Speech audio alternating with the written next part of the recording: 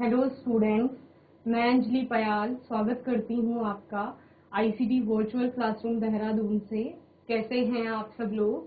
उम्मीद करती हूँ आप सब लोग अच्छे होंगे और अपनी लाइफ में बहुत बेहतर कुछ कर रहे होंगे। आज हम बात कर रहे हैं क्लास 6 के साइंस की, और जिसमें हम चैप्टर पढ़ रहे थे फाइबर टू फैब्रिक। ठीक है, तो फाइबर टू फैब्रिक केमिस्ट्री का आपका फर्स्ट चैप्टर है, साइंस का आपका थर्ड चैप्टर है। इसमें टाइप्स ऑफ फाइबर की बात की थी, कितने प्रकार के आपके फाइबर्स होंगे, यानी कि रेशे जिन्हें आप कह रहे हैं, रेशे के प्रकार क्या होंगे। ठीक है, तो रेशा जहां से ऑब्टेन किया जा रहा है यानी प्राप्त किया जा रहा है, उसी के आधार पर हम उसके क्या बताएंगे, टाइप्स बताएंगे। जैसे कि अगर प्रकृति से मिल रहा है तो उसको प्राकृतिक रेशा कहा जा रहा है, और वहीं पर अगर उसको जंतुओं से प्राप्त किया जा रहा है तो उसको क्या कहा जा रहा है, आपका उसको भी सेम, क्योंकि प्रकृति से मिल रहा है तो प्राकृतिक रेशे के अंतर्गत वो आएगा। दूसरा, अगर वो लेबोरेटरीज में सिंथेसाइज करवाया जा रहा है तो उसको फिर सिंथेटिक फाइबर यानी कि संश्लेषित रेशा कहा जा रहा है। तो ऑल ओवर 2 टाइप्स के हम फाइबर्स यहाँ पर पढ़ेंगे, यानी कि 2 प्रकार के रेशे पढ़ेंगे। एक जो प्रकृति से मिल रहा है, चाहे वो पादपों से मिल रहा है या फिर जंतुओं से मिल रहा है, तो उसको प्राकृतिक रेशा कहा जाएगा। और दूसरा जो सिंथेसाइज कराया जा रहा है लेबोरेटरीज में यानी प्रयोगशालाओं में, मशीनों में या फिर रसायनों के द्वारा जिसका निर्माण किया जा रहा है, उसको चूंकि वो मनुष्य के द्वारा बनाया जा रहा है तो उसको मानव निर्मित, या फिर मानव निर्मित को दूसरा शब्द क्या बोलते हैं, कृत्रिम भी कहा जाता है। और तीसरा इसको क्या कहा जाता है, संश्लेषण, चूंकि इसका हो रहा है तो इसको संश्लेषित रेशा भी कहा जाता है। ओके, तो 2 प्रकार हो गए, एक आपका प्राकृतिक रेशा, दूसरा मानव निर्मित, कृत्रिम या संश्लेषित, तीनों नाम उसी के हैं, तो दूसरा ये टाइप हो जाएगा। ठीक है, नेचुरल फाइबर फिर आपका 2 टाइप्स का हो जाता है। कौन कौन सा? एक जो पादपों से आ रहा है तो उसको पादप रेशा कहा जाएगा, और दूसरा जो प्राणियों से आ रहा है या जंतुओं से, एनिमल से आ रहा है, उसको आपका एनिमल फाइबर यानी कि प्राणी रेशा या फिर जंतु रेशा उसे कहा जाता है। तो आपने नेचुरल फाइबर में कॉटन के बारे में पढ़ा, यानी कि सूत, कपास जिसे आप कहते हैं, वो कपास के पौधे से ऑब्टेन किया जाता है। वूल यानी कि ऊन, ऊन कहाँ से मिलती है, जानवरों से मिलती है हमको। हम ऊंट की बात करते हैं, भेड़ बकरी की बात करते हैं, इन सब से क्या मिलता है आपको, ऊन। उनके हेयर से यानी बालों से रेशे का निर्माण होता है, उसके बाद फिर फाइबर फैब्रिक का निर्माण होता है। ओके, जूट की बात करते हैं तो ये भी आपको प्लांट से मिलता है, जहां पर आप क्या कहते हैं कि उसके स्टेम या फिर जो पतली पतली डंडियां होती है उनको काट लिया जाता है, फिर क्या किया जाता है, जिस प्रकार मैंने आपको भीमल का एग्जांपल दिया था। जूट अगर आप लोगों ने नहीं देखा है तो भीमल आपके आसपास एक पेड़ होता है जिसकी लकड़ियों को कुछ समय के लिए सुखाया जाता है, उनके गट्ठर बनाए जाते हैं, फिर क्या किया जाता है, इसी प्रकार जूट को फिर पानी में रखा जाता है कुछ समय के लिए, और फिर क्या होती है, धीरे धीरे जो स्टेम होती है या तना या लकड़ी जो वो है, वो अपनी स्किन छोड़ने लगती है, जो छाल होती है आउटर कवरिंग उसको छोड़ने लगती है, उसको अलग कर लिया जाता है, फिर जो वो छाल निकली है उसी से रेशे का निर्माण होगा और फिर फैब्रिक का निर्माण किया जाएगा। सिल्क, जो कि सिल्क वर्म या फिर रेशम का कीट होता है, वो क्या करता है, अपनी पूरी लाइफ साइकिल में अलग अलग स्टेजेस में जाता है, और वहीं पर प्यूपा और कुकून की एक स्टेज आती है जहां पर वो अपने चारों ओर रेशे का निर्माण करता है। ओके, तो इस प्रकार से हमने सभी फाइबर्स के बारे में पढ़ा जो कि नेचुरल फाइबर थे। मैन मेड या सिंथेटिक फाइबर, कृत्रिम रेशा जिसे कहा जा रहा है, उसमें क्या कहा हमने कि लेबोरेटरीज में केमिकल के द्वारा सिंथेसाइज कराया जाएगा यानी संश्लेषित कराया जाएगा, और इस रेशे को क्या कहा गया, मैन मेड और सिंथेटिक फाइबर कहा गया। हम लोगों ने क्या किया, सबसे पहले अपने आसपास के एनवायरमेंट में, हम लोगों से क्या तात्पर्य है, उस समय के जो मनुष्य थे, ठीक है, सबसे पहले मनुष्य ने पेड़ पौधों से ही अपना भोजन या फिर वस्त्रों की बात करें तो वो लेना, पहले पेड़ की छाल पहनी या पत्ते पहने, इस प्रकार से धीरे धीरे वस्त्रों का क्या हुआ, निर्माण हुआ। फिर जब पेड़ पौधों की उन्होंने क्या देखा कि रेशा है, इस रेशे को आपस में बुना जाएगा तो फिर क्या बन सकता है, कपड़ा बन सकता है। ठीक है, फिर क्या हुआ, धीरे धीरे जैसे साइंटिफिक आपका युग आता है या आप कहते हैं कि वैज्ञानिक युग की तरफ को हम अग्रसर हुए, तो फिर क्या हुआ, मशीन्स बनने लग गई, और फिर ऐसे कपड़े जो कि बहुत जल्दी सूख सकते हैं, जो बहुत समय तक टिकाऊ रहें, यानी कि ड्यूरेबल जिन्हें आप कहते हैं, सस्ते में अवेलेबल हों। और चूंकि जब हम प्रकृति से प्राकृतिक रेशा प्राप्त कर रहे हैं तो किसी न किसी प्रकार से प्रकृति को नुकसान पहुंचा रहे हैं, चाहे हम पेड़ पौधों से ले रहे हैं या फिर जंतुओं से ले रहे हैं, तो कोई ना कोई उनको नुकसान होगा उससे, ठीक है। तो फिर उनको भी बचाना था, संरक्षित करना आवश्यक है। तो इसीलिए मैनमेड फाइबर की आवश्यकता हुई, यानी रसायनों का प्रयोग करके क्या किया गया, कुछ और फाइबर्स बनाए गए जिनसे फिर फैब्रिक बना, फिर आपका अलग अलग प्रकार के वस्त्र बने। तो उसी में जो मनुष्यों के द्वारा प्रयोगशालाओं में बनाए गए वो अलग अलग प्रकार के रेशे थे, जिसमें आप नायलॉन की बात करते हैं, पॉलिएस्टर की बात करते हैं, मखमल की बात करते हैं, इसके अलावा रेयॉन की आप लोग बात करते हैं, टेरिकॉटा, टेरी सिल्क के बारे में हम लोग पढ़ते हैं। तो ये सारे क्या है, सिंथेटिक फाइबर होते हैं। ओके, नेचुरल फाइबर में हमने सबसे पहले कॉटन की बात की। तो कॉटन क्या है, कपास एक पौधा है जो कि क्या होता है, इस प्रकार से एक बीज को मिट्टी में डाला जाएगा, बीज अंकुरित होगा, उससे पौधा बनेगा, पौधा धीरे धीरे मेच्योर होगा, उसके बाद उसमें फ्लावर्स लगते हैं, फिर फ्रूट आएगा, यानी कि जिसको आप सीड भी कहते हैं। सीड यानी कि बीज अब क्या करेगा, परिपक्व होगा और इस प्रकार से बर्स्ट होगा, यानी कि फटेगा, और उसके अंदर से क्या निकलेगी, इस प्रकार से रेशा निकलेगा, जिसको आप रुई भी कहते हैं बहुत नॉर्मल लैंग्वेज में।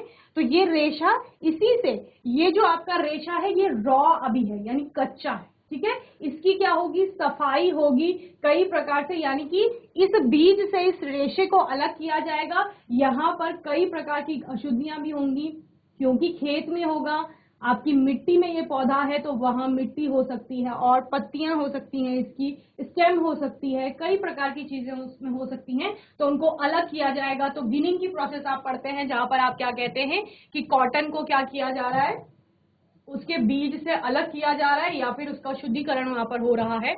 इस प्रकार प्रिपरेशन कितने स्टेप में चलेगा, आपने कहा कि सबसे पहले आपने हैंड पिकिंग के द्वारा, हैंड पिकिंग हमने सेपरेशन का एक माध्यम पढ़ा था, या फिर मेथड हम कह सकते हैं कि मेथड पढ़ा था, जहां पर हाथ से चुन चुन कर, जैसे मैंने आपको बताया था कि जिस प्रकार से जब खाना बनाया जाता है तो चावल से कंकड़ या फिर बहुत जो अलग चीजें उसमें हैं जो कि नहीं चाहिए हमको, अनडिजायरेबल सब्सटेंसेस आप बोल सकते हैं, उनको हटाने के लिए हाथों से चुन चुन कर अलग किया जाता है। सेम वही प्रोसेस यहाँ पर अपनाई जाएगी। जब यहाँ पर आपका रेशा मिच्योर हो गया है तो आप क्या कहते हैं कि इसको अब हाथ से चुन चुन कर अलग किया जाएगा। फिर क्या किया जाएगा, इस प्रकार से गिनिंग की प्रोसेस में जाएंगे और उसको साफ किया जाएगा। देन बेल्स बनाई जाती है, मैंने आपको बताया था गांठें बनती हैं उनकी, और जो कि क्या होता है, बंडल आप जिनको कह सकते हैं, ठीक है, वो बेल्स बनाई जाती है। फिर धीरे धीरे उस रेशे से कटाई की जाएगी, धागे का निर्माण होगा, बुनाई होगी अलग अलग प्रकार से, और फिर आपके फैब्रिक का निर्माण होगा, ठीक है। तो ये पूरी प्रोसेस है जिसमें आपने क्या कहा, सबसे पहले प्रिपरेशन होगा, प्रिपेयर किया जाएगा, देन स्पिनिंग होती है, कताई जिसे आप कहते हैं, देन विविंग, या विविंग के अलावा निटिंग, बुनाई का एक जो प्रकार है, ठीक है, बुनाई होती है, इसी को हम पढ़ेंगे। प्रिपरेशन में हमने गिनिंग की बात की कि प्रिपेयर किया जा रहा है, यानी कि खेत से आपने कॉटन को ले लिया है, अब उसको क्या करना है, अब उसको साफ करना है, ठीक है। तो सफाई पूरी प्रिपरेशन के अंतर्गत आएगी आपकी। The process of removal of seeds from cotton balls by combing is called as ginning, ठीक है। आप क्या कर रहे हैं, आप कॉम्बिंग कर रहे हैं, जिस प्रकार से हेयर की कॉम्बिंग की जाती है उसी प्रकार से उस कपास की जो खेत से निकाला गया है या पौधे से आपने रॉ निकाला है, कच्चा जिसे आप कह रहे हैं, उसकी कॉम्बिंग की जाएगी, यानी कंघी जिस प्रकार से की जाती है उसी प्रकार से कॉम्बिंग आप कह सकते हैं, या कॉटन बॉल्स जिन्हें आप कह रहे थे, ठीक है, वहां से लेकर के, और सीड जो आप रिमूव कर रहे हैं, बीज को हटा रहे हैं उससे, उस पूरे प्रोसेस को क्या कहा जा रहा है, गिनिंग कहा जाता है, ठीक है। ये हम लोगों ने पढ़ लिया था। इसके बाद स्पिनिंग होगी, आपने क्या कर लिया है, आपको रेशा प्राप्त हो गया, ठीक है, जो कि कैसा है बच्चे, शुद्ध अवस्था में है, या आप क्या कह सकते हैं, साफ है, उसकी गांठें बन चुकी हैं, बेल्स यानी बंडल जैसे आप लोग बनाते हैं, जैसे आपने क्या देखा, ऊन देखा होगा आप लोगों ने, जैसे घरों में हमारे मम्मी पापा मान लो स्वेटर बनाते हैं तो क्या करते हैं, ऊन जो होता है वो बंडल गोले के रूप में आपने देखा है या गुच्छे के रूप में देखा है, सेम वैसे ही कपास का होता है। अब क्या होता है, उस रेशे से क्या करना है, धागे का निर्माण करना है, ठीक है। तो अब उस धागे को क्या किया जाएगा बच्चे, धागे को बनाने के लिए जो आपने कहा है ना कि कॉटन की क्या बना ली गई है, बेल्स बना ली गई है, यानी कि गिनिंग के बाद वो जो रेशा था उसको क्या कर लिया गया है, इकट्ठा कर लिया गया, साफ है वो। अब उसको क्या किया जाएगा, उसको अलग अलग मरोड़ा जाएगा, ऐसे मरोड़ेंगे, ठीक है। फिर आपस में क्या करेंगे, लपेटेंगे, और लपेट करके इस प्रकार का धागा बनेगा। तो आपने कभी धागा देखा होगा, धागा देखना ध्यान से, धागे को आप खोलेंगे तो उसमें पतले पतले स्ट्रैंड दिखाई देते हैं। वो स्ट्रैंड किसके हैं, वही क्या है, आपका फाइबर है, यानी कि रेशा। तो सबसे छोटी इकाई हो गई वस्त्र की रेशा, ठीक है। और उस रेशे को आपस में, ये है रेशा आपका, इसको लपेटा गया है आपस में, और इस प्रकार से ये धागा है आपका, धागे का निर्माण किया गया, ठीक है। तो उस रेशे से, जो कि आपने खेत से वो रुई निकाली थी, उससे आपने रेशा प्राप्त किया था, उस रेशे से और धागा बनाया गया, इस प्रक्रिया को स्पिनिंग यानी कि क्या कहते हैं, कताई कहा जाता है, ठीक है। तो ये हमने चैप्टर में पढ़ लिया था अच्छे से कि कताई क्या है। Spinning is the drawing out of and twisting of strands of fibers to form yarn or thread, ठीक है। धागा बनाने के लिए क्या किया जा रहा है, रेशे को आपस में ट्विस्ट किया जा रहा है, घुमाया जा रहा है या लपेटा जा रहा है, और फिर धागे का निर्माण हो रहा है। इसी को स्पिनिंग यानी कि कताई कहते हैं। ये हाथों के द्वारा भी होती है और इस प्रकार से मशीनों में भी कताई की जाती है, ओके। कताई में आप क्या क्या देख रहे हैं, यहाँ पर देखिए, ये जो हमने रेशा प्राप्त किया जिसको हम शुद्ध कह रहे हैं, इसको किया क्या जा रहा है, धागे में निर्माण किया जा रहा है। इस प्रकार से खींचा जाएगा, आपस में लपेटा जाएगा और धागे का निर्माण होगा। ये यहाँ पर कताई हो रही है चरखे के द्वारा, और यहाँ पर धागा बन रहा है, ओके। तो ये पूरी स्पिनिंग की प्रोसेस है, okay. The process of making yarn from fibre is called spinning, यानी कि ऐसी प्रक्रिया जिसमें रेशे से धागे का निर्माण हो रहा है, उसको स्पिनिंग यानी कि कताई कहा जाता है, ओके। इसके बाद अब धागा आपको मिल गया है, धागे से क्या बनेगा, कपड़ा बनेगा। जो कपड़ा पूरा होता है उसको कहा जाता है, ठीक है। यानी कि धागों की आपस में बुनाई की जाएगी और बुनाई के बाद आपको एक कपड़ा मिलेगा, ठीक है। सिंपल कपड़ा, जैसे आप लोग थान का कपड़ा देखते हैं तो उसको कपड़ा बोला जाता है। अभी उससे कोई किसी भी प्रकार का ड्रेस कोई नहीं बना है, ठीक है।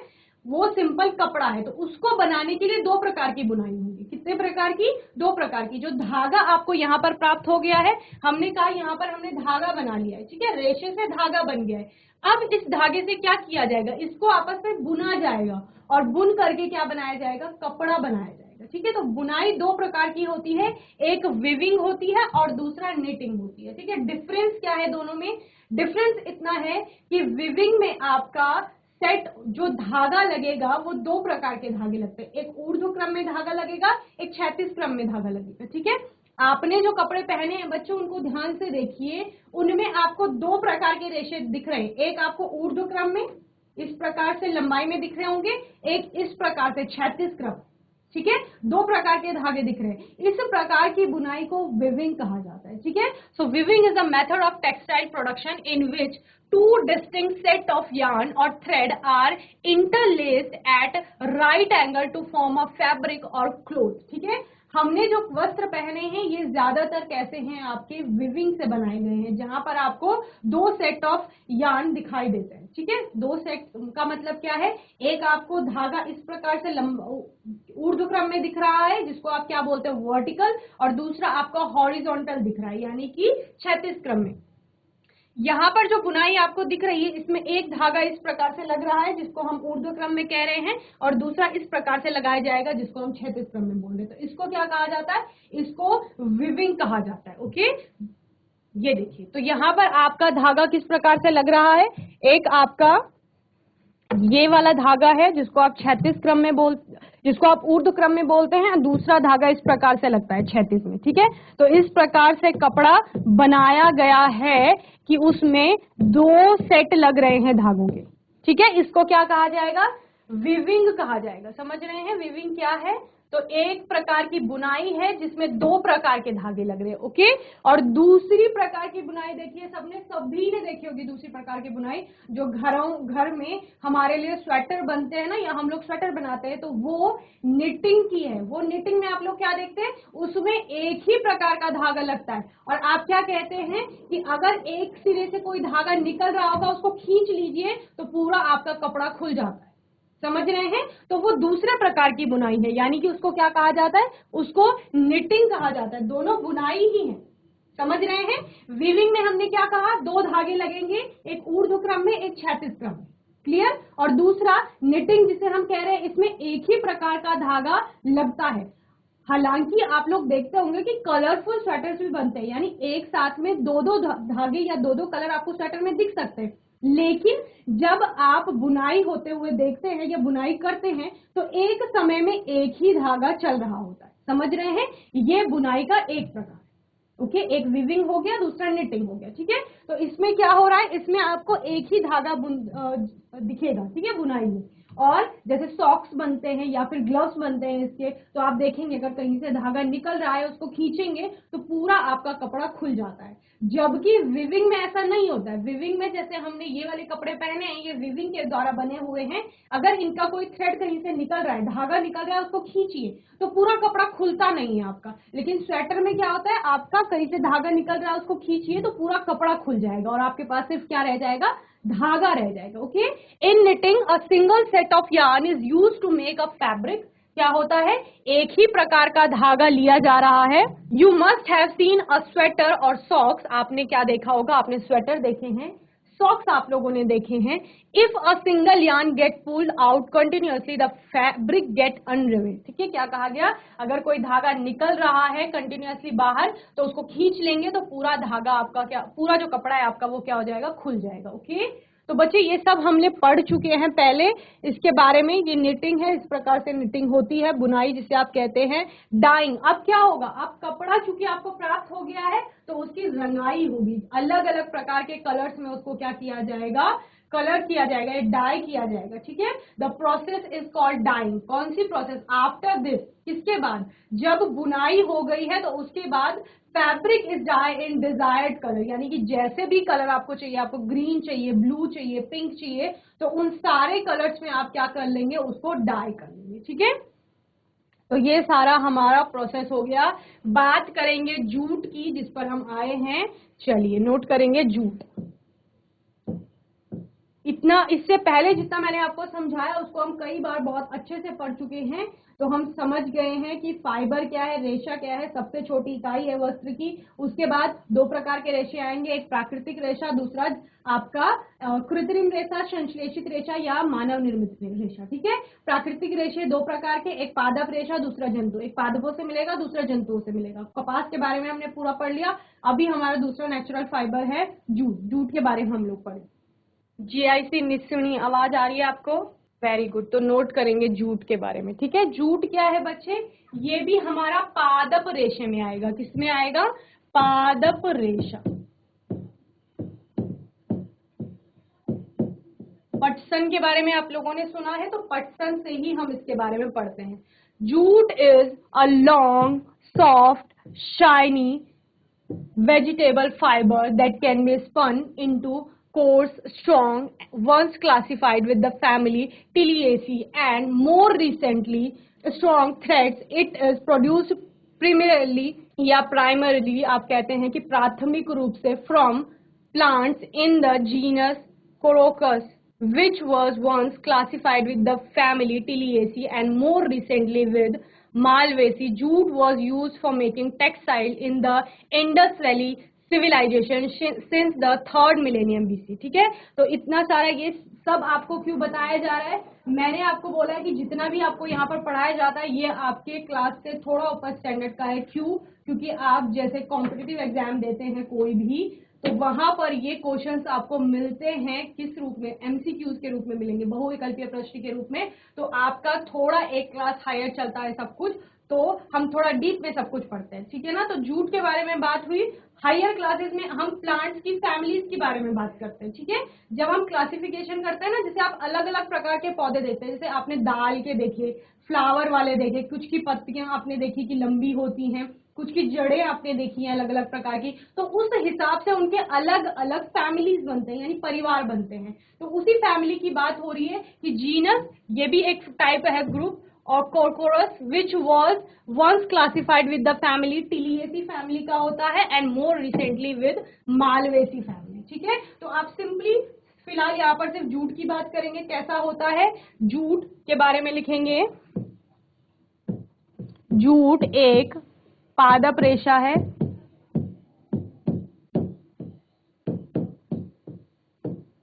ठीक है। जूट सॉफ्ट शाइनी, ठीक है, कैसा है, लंबा है और सॉफ्ट है यानी कि कोमल है, शाइनी यानी कि चमकदार। एंड किसमें स्पन किया जाता है इसको, किसमें बुना जाता है या किसमें इसकी कताई होती है, कोर्स स्ट्रॉन्ग थ्रेड में, यानी बहुत मजबूत रेशा इसका होता है, ठीक है। आप लिखेंगे इसका रेशा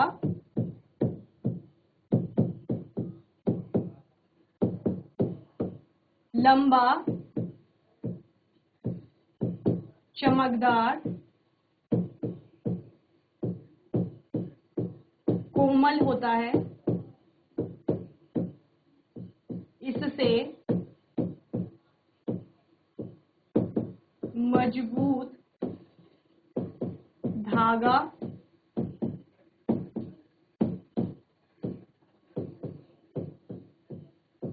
बनाया जाता है, ठीक है। तो जूट के आपने क्या देखे हैं बच्चों, जूट के बनते हैं बैग, बहुत अच्छे बैग बनते हैं, बहुत कैसे होते हैं, क्योंकि हमने बोला है मजबूत होता है इसका रेशा, तो इससे बनने वाला जो बैग होगा वो भी कैसा होगा, बहुत मजबूत होगा, यानी बहुत ज्यादा वेट को वो क्या कर सकता है, बियर कर सकता है, ठीक है, क्लियर है। तो ये जूट के बारे में हो गया। अब हम लोग बात करेंगे कि ये जूट कैसे प्राप्त किया जा रहा है। तो मैंने आपको बताया था भीमल के बारे में, भीमल का पेड़ देखा है सबने, निसनी और दिक्तोली, बच्चों भीमल का पेड़ देखा है, ये देखा है कुछ बच्चों ने। तो भीमल का इस प्रकार से पेड़ होता है, बहुत बड़ा पेड़ होता है उसका, और उसमें इसी प्रकार की टहनियां लगती है, जूट का प्लांट है, समझ रहे हैं। भीमल का एग्जांपल क्यों दे रही हूँ, क्योंकि आपके आसपास में गर्म इलाकों में वो पेड़ पाया जाता है, ठीक है, और आप लोग उससे रेशा प्राप्त करते हैं कुछ लोग। तो इसी प्रकार जैसे जूट का ये पेड़ है आपका, इनको क्या कर लिया जाएगा, जब ये फ्लावरिंग स्टेज में जाते हैं, यानी कि इनमें अभी क्या होगा, फूल आएंगे, उससे पहले इनको काट लिया जाता है। अब फूल आने से पहले क्यों काट रहे हैं, ताकि ये हार्ड न हो, समझ रहे हैं। अगर ये पौधे की स्टेम हार्ड हो जाएगी तो फिर जो बनने वाला रेशा होगा वो भी हार्ड हो जाएगा, यानी कठोर हो जाएगा। तो उस स्टेज तक हमें नहीं ले जाना है, जब ये कोमल होगा उसी अवस्था में इसको काट लेना है। इसको हमने काट लिया और काट के क्या बना लिए, गट्ठर बना लिए या बंडल जिन्हें आप कहते हैं। जैसे कि भीमल की टहनियों को काट करके उनके बंडल बनाए जाते हैं, वैसे ही जूट के भी क्या कर रहे हैं, जाता है। उन बंडल्स को जो हमने यहाँ पर काट करके उन बंडल को थोड़े समय के लिए सुखाया जाता है, ठीक है, कुछ समय के लिए बंडल को ऐसे ही रखा जाता है। तो बंडल बना लिए हैं, उनको फिर क्या किया जाता है, उनको पानी में रखा जाता है कुछ समय के लिए। पानी में कुछ समय के लिए रखेंगे उनको डुबोकर, जैसे कि भीमल की टहनियों को कुछ समय के लिए पानी में रखा जाता है, उसी प्रकार से इनको भी, यानी जूट की जो बंडल बने हैं उनको कुछ समय के लिए पानी में रखा जाएगा। फिर क्या होगा, ये सपोज जूट का एक बंडल है, इसको मैंने कुछ समय के लिए पानी में रख दिया। अब इसके बाहर जो आउटर कवरिंग है, यानी जो छाल जिसे आप नॉर्मल लैंग्वेज में कहते हैं, वो धीरे धीरे ये जो आपकी लकड़ी है उस छाल को रिलीज करना स्टार्ट करेगी, यानी छोड़ना शुरू कर देगी। फिर क्या करेंगे, जब वो समय आ जाएगा कि अभी इसने पूरी तरीके से छाल को क्या कर लिया, ढीला कर लिया है, तो हम इस छाल को अलग कर ले, ठीक है। यहाँ पर हमने क्या करी, उस छाल को अलग कर लिया है, और अलग करके इस प्रकार से हमने उससे क्या बना लिया है, रेशा प्राप्त करने के एक स्टेप हम नजदीक चले गए। क्लियर है, क्या किया गया पहले बच्चे, यहां से हमने देखा कि यहां से हमने जूट के पौधे को काट लिया है, जो कि कितना बन गया था, आपके फ्लावरिंग स्टेज से पहले हमने उसको कट कर लिया, इसको काटा, फिर इनको नदी तालाब या जो भी आपके आसपास वाटर बॉडीज है, पानी के स्रोत है, वहां पर उनको क्या कर दिया, डुबो करके रख दिया।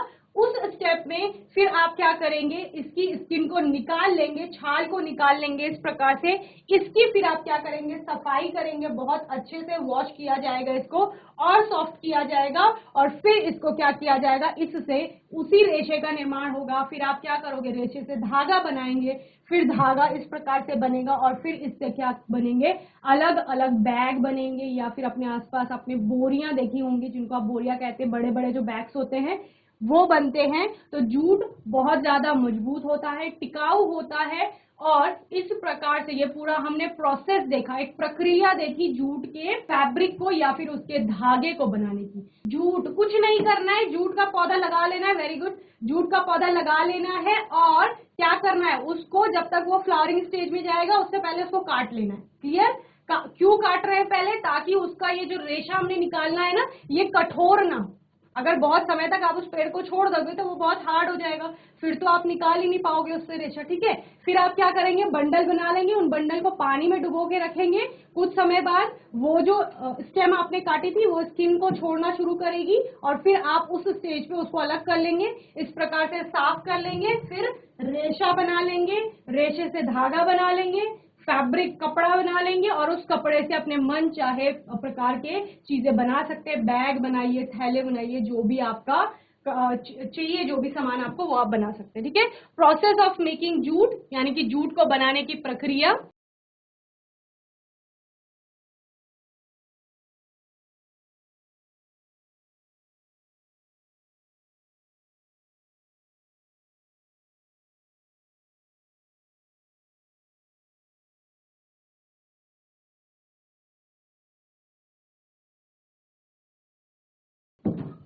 जूट को या जूट के रेशे को, जूट के रेशे को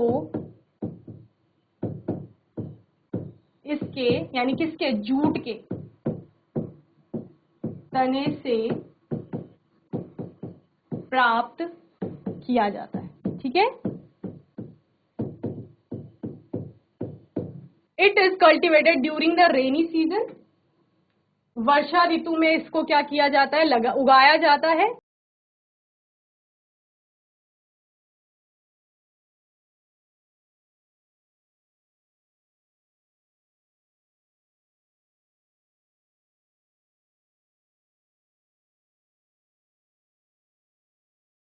और in India jute is mainly grown in West Bengal, Bihar and Assam. ठीक है, भारत में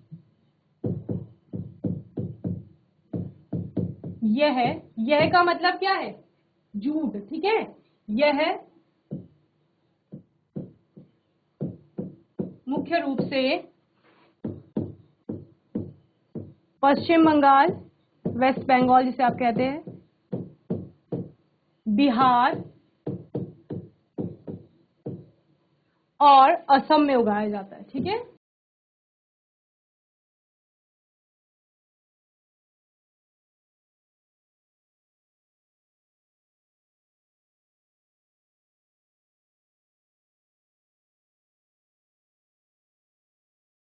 the jute plant is normally harvested when it is at flowering stage.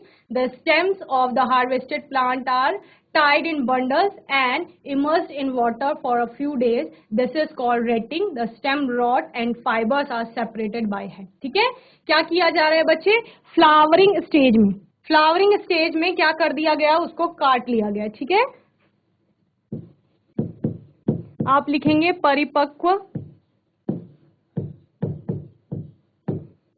होने से पहले तने को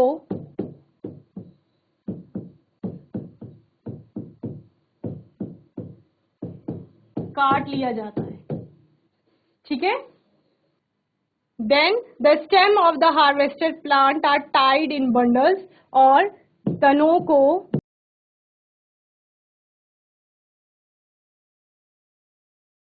बंडल में बांधा जाता है।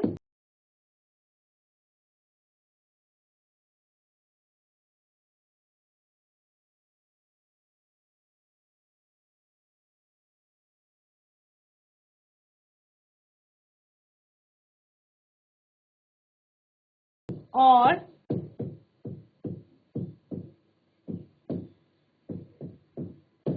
कुछ समय के लिए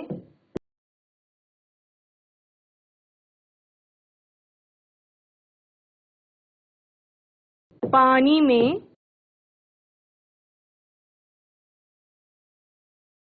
डुबोकर रखा जाता है।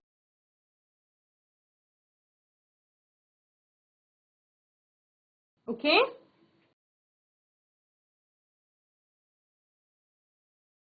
इस प्रक्रिया को, यानी कौन सी प्रक्रिया, जो आप तने को काट करके और पानी में डुबो रहे हैं, इस प्रक्रिया को, ठीक है, इस प्रक्रिया को रेटिंग कहा जाता है।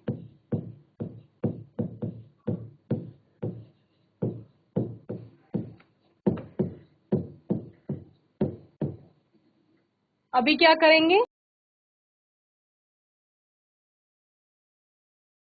तने को पानी से बाहर निकाल लिया जाता है।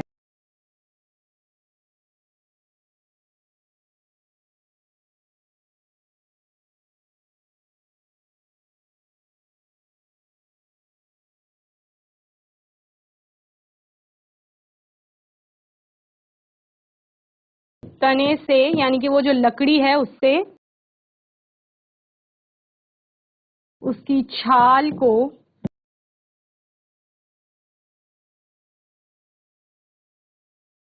अलग कर लिया जाता है।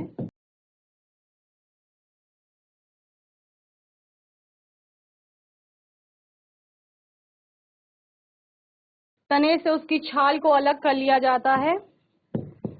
छाल से रेशा प्राप्त किया जाता है।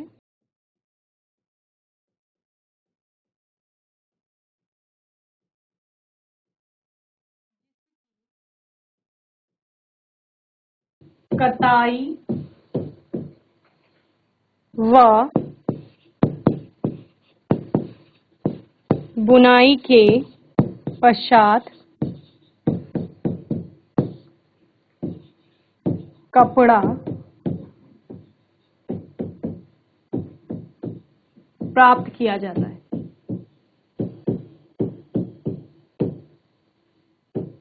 ओके, तो ये सारा किसके बारे में हो गया, जूट के बारे में हो गया। तो बच्चों कॉटन के बारे में सीख लिया, जूट के बारे में सीख लिया, ठीक है, जल्दी नोट करेंगे। चलिए, तो मैं उम्मीद करती हूँ आज का सेशन आपको अच्छे से समझ में आया होगा। आज के सेशन में हमने क्या क्या सीखा, सूती कपड़े बनाने सीखे और जूट के कपड़े बनाने सीखे। तो आप लोग बना लेंगे बहुत अच्छे से, जूट के भी और कपास के भी, ठीक है ना। तो कोई डाउट होगा, क्वेश्चन होगा तो आने वाले सेशन में आप लोग पूछ लेंगे। और इस सेशन में हमारा ये चैप्टर यहाँ पर समाप्त होता है। आने वाले सेशन में इसके हम क्वेश्चन आंसर्स देखेंगे। और तब तक के लिए आईसीटी वर्चुअल क्लासरूम से जुड़ने के लिए धन्यवाद।